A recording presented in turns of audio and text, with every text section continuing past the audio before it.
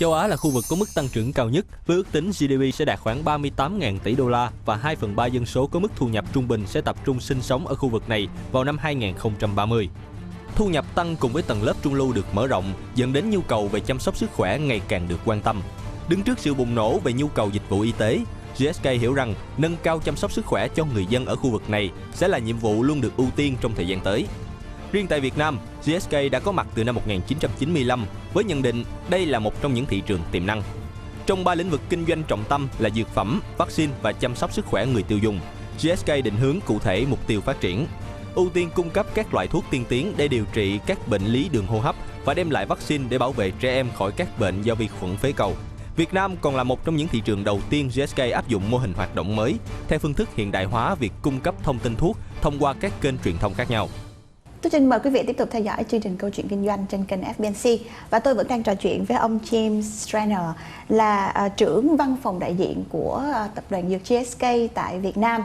Welcome back, Mr. James Strenner.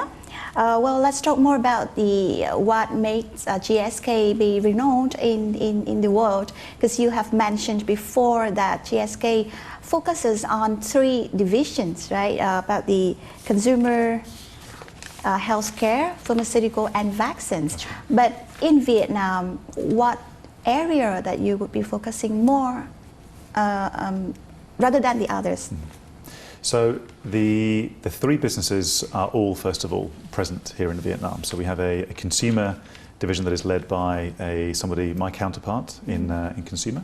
We have a very big and very important pharmaceuticals division, which has been in Vietnam for a long time now. And I would say, if you were to ask me which do we focus more attention on, it would be very unfair of me to give one of the children more attention than the other. I think for us to be successful, GSK, as part of our strategy, wants to make sure that we broaden our footprint across these 3 different divisions across the whole country. Yes. So we have, within the consumer division, many of your viewers will be waking up in the morning and brushing their teeth with Aquafresh and Sensodyne and using Panadol. In the prescription side of the business, we've got many medicines that have been used by many people across Vietnam for a very long time, especially around antibiotics and respiratory. These are 2 incredibly important parts of our business and very important for patients here in Vietnam. And the vaccines business is an incredibly exciting place to be, and I think it is a part of a business which is growing incredibly quickly. What we see here in Vietnam, and I'm sure many of your other guests have shared with you, is some incredible growth that we see in Vietnam. Foreign direct investment, a rising of the middle classes, and many parents who want to protect their children, protect adolescents, and also protect people in their older age. So we are very lucky to have this breadth of portfolio here in Vietnam, and we want to make sure we maximise and give to patients as much as we can across all 3 areas. Well, you have a very famous products that you have there. I even use the GSK products every day. Well, it's very good and very interesting. Yeah. Recently, Vietnam and the United States are the very first markets that GSK introduced the new business making model, making the integration between the healthcare professionals and the patients more effectively. Can you tell us a bit more about that model? Sure. So this was the new business model that we rolled out globally, and you're right, the US and Vietnam were the first 2 countries in the world where this new model was deployed. And you can imagine many people around the world asking the question, well, what is the impact? How's that going to affect performance? How's that going to affect access to medicines for patients? And what I can tell you is I feel very very proud to say, after 18 months of that model being deployed, we're seeing some fantastic feedback from physicians. So the first area you talked about, which was around no longer paying physicians to speak on our behalf. Yes. What we do instead is we have a team of very, very talented internal medics who speak for GSK. The other part that we're very much trying to do is increasing the way that we use multi-channel marketing, multi-channel communication to reach out to more physicians. So what has happened very traditionally is you would hire a big hotel room, you'd ask lots of physicians to come, normally on the weekend, which I know is very normal in Vietnam for physicians to come on the weekend. They would spend all day in lectures away from their family, and then they'd go back home for Saturday evening.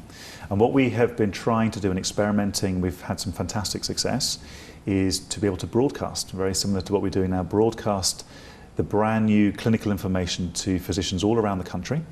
And the feedback has been fantastic. So again, the meeting we had this weekend, we had a big meeting room to 300 people. Online, we had probably double that. So some people looking at webcast through their iPad or iPhone, other people having small meetings in their local hospital. So this is a fantastic opportunity to reach more people and reach people on their terms. So just because we have a meeting on a Saturday morning in Ho Chi Minh, that does not mean that somebody up in Hanoi or somebody down in the Mekong Delta should not have access to really high quality information from some of the best physicians in the world. So it's lots of questions have been asked, and we're very happy, very pleased to be able to prove people wrong, and we're getting some fantastic feedback from physicians. And why Vietnam? Why Vietnam was chosen to be the first market that you roll out this kind of model? Is there any specific reasons at all? There are a couple of reasons. So the model we deployed came about for two reasons. One is because it very much aligns with the values of the company, putting the patient first, and one value which is we talk about a lot internally, and our CEO is a very, very strong advocate of this, is around transparency. So how can we be more transparent, put the patient at the centre of everything that we do, and as a result, bring a level of transparency to an industry and to a company, to society. So that's the sort of cornerstone of why we're doing what we're doing. What we were also trying to do is prioritise countries where there was a potential increase in risk. I see. And Vietnam is one of those countries where we have some fantastic things going on in the economy, but there's always that underlying concern that you just have to double check, you just have to make sure that you are not exposing yourself to risk. So with those two things combined, that gives Vietnam a fantastic platform to start trying something new. And something that I've noticed in the 6 months, the very short time that I've been here in Vietnam, is there is an energy and an enthusiasm for trying new things, which you don't see everywhere in the world. Now, I won't mention other countries because I'm sure some of your listeners may not agree, but I think Vietnam brings an energy that is like no other. Yeah, and it should be true as well. Very interesting to hear. Thưa quý vị đang theo dõi chương trình Câu chuyện Kinh doanh và tôi đang trò chuyện với vị đại diện, trưởng phòng đại diện của tập đoàn GSK tại Việt Nam, và chúng tôi sẽ còn tiếp tục trò chuyện với ông Strenner trong phần tiếp theo của chương trình. Xin mời quý vị đừng rời màn hình.